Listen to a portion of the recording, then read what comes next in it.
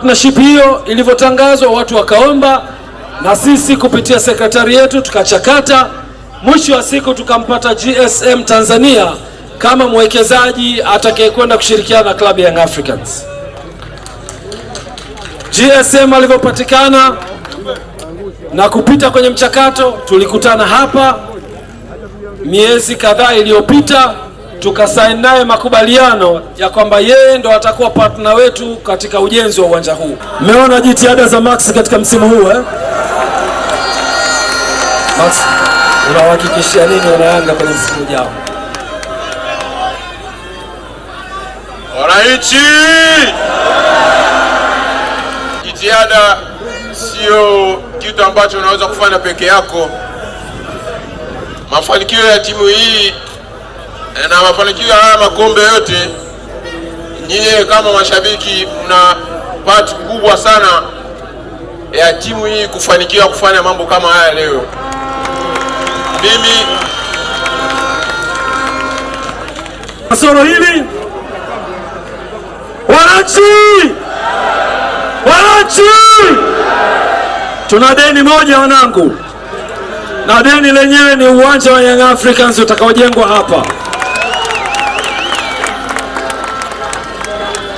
Watu wanaamini kwamba hiyo inaweza kuwa ni story, watu wanaamini kwamba hiyo inaweza kuwa ni hadithi, lakini nataka niwaambie wananchi, paredi ya mwakani hatutaifanya hapa.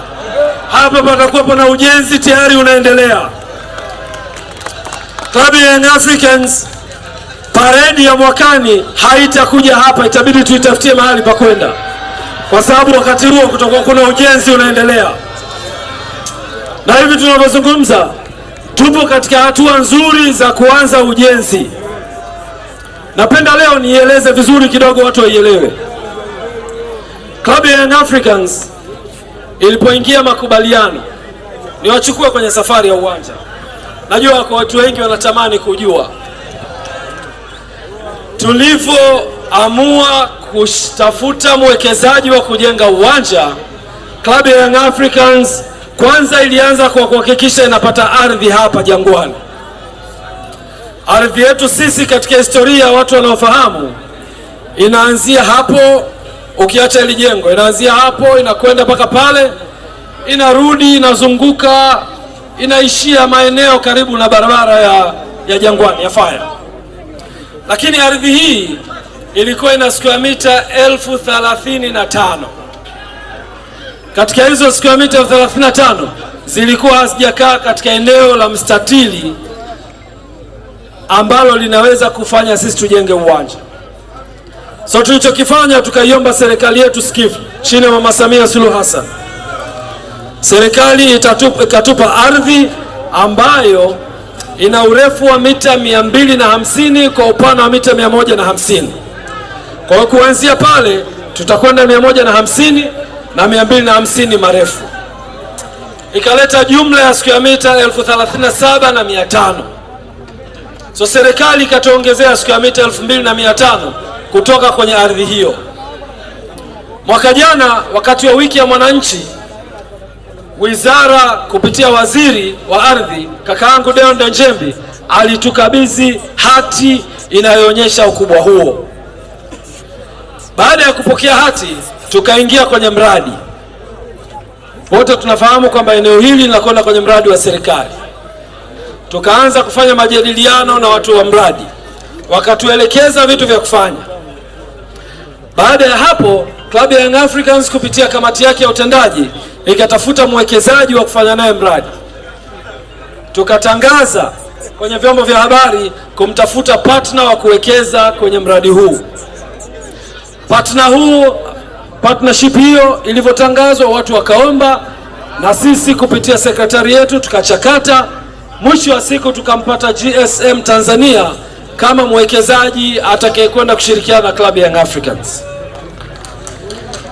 GSM alivyopatikana na kupita kwenye mchakato, tulikutana hapa miezi kadhaa iliyopita, tukasaini naye makubaliano ya kwamba yeye ndo atakuwa partner wetu katika ujenzi wa uwanja huu.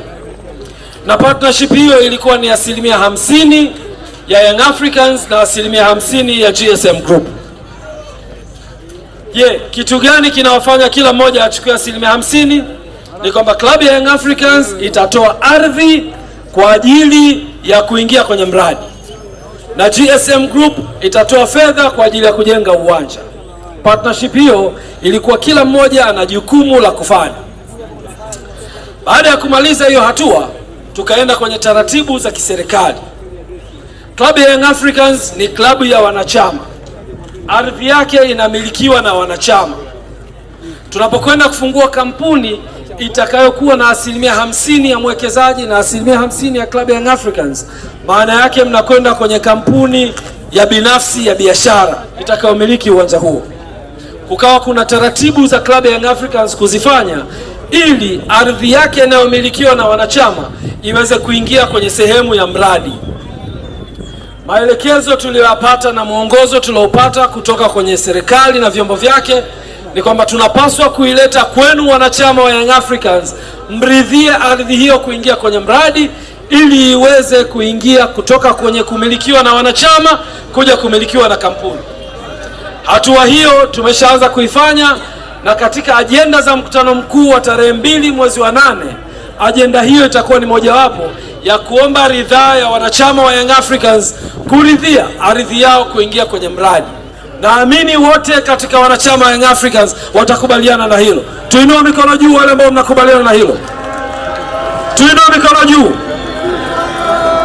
Young Africans kwa shauku iliyokuwa nayo inakubaliana na hili jambo, na sisi kama viongozi tutakwenda kulitekeleza kwa kuwa maelekezo haya tumeyapewa ya kisheria na tutapeleka kwenye mkutano mkuu. Hatua iliyokopo sasa ni ufunguzi wa kampuni mpya itakayomiliki huo uwanja, na baada ya kukamilika hapo sisi tutakwenda kwenu wanachama mtoe ridhaa ya uhamisho kutoka umiliki wa ardhi hiyo chini ya wanachama kwenda kwenye umiliki kupitia kampuni ambayo itakuwa ni partnership. Na hatua hiyo itakwenda kukamilika tarehe 2 mwezi wa 8 katika mkutano mkuu wa wanachama. Tuko tayari wanayanga? Tuko tayari wanayanga? Tuinue mikono juu ambao tuko tayari. Tuinue mikono juu, tuinue mikono juu. Tunawashukuru sana, na hili tutaenda kulitekeleza kwa muktadha wa katiba siku ya tarehe 2 mwezi wa 8. Baada ya hapo tutaona kazi kubwa itakayokuwa imeandaliwa hapa na mwekezaji wetu katika ujenzi wa uwanja. Hilo ndio itakuwa deni langu la mwisho kwenu wanachama. Mengine ni kuchukua ubingwa kila mwaka, na huu ni ushahidi wa kuchukua ubingwa kila mwaka. Yanga oye! Yanga bingwa! Asanteni sana. Mwisho naomba watu wawili hapa waje kuwasalimia. Max Nzengeli.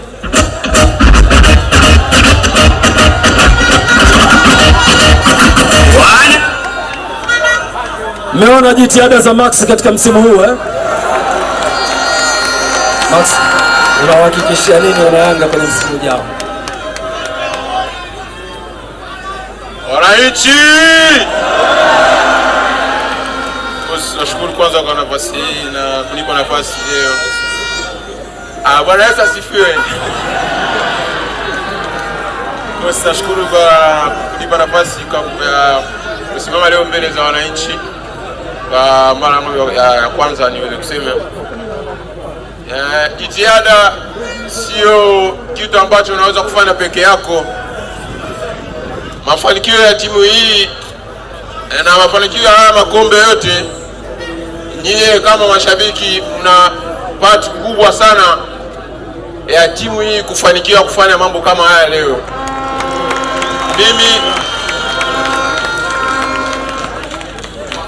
Mimi binafsi kama mchezaji wa timu hii nahakikishia tutaendelea kupambania timu kiuwanjani, kwa sababu kazi yetu ipo uwanjani.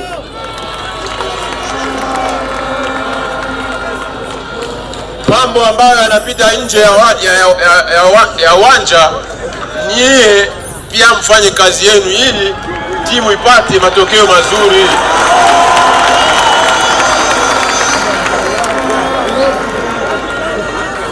Mimi nashukuru sana wananchi, nashukuru boss, nashukuru kila kiongozi, nashukuru watu wote kwa support.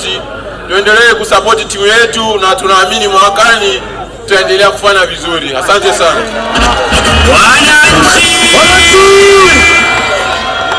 Alex Ngaya amejiunga na sisi kama mjumbe wa kamati ya utendaji. Tunawashukuru sana. Sasa bwana DJ, watu wanataka kucheza rafiki yangu. Hapa hakuna siasa. Leta vitu.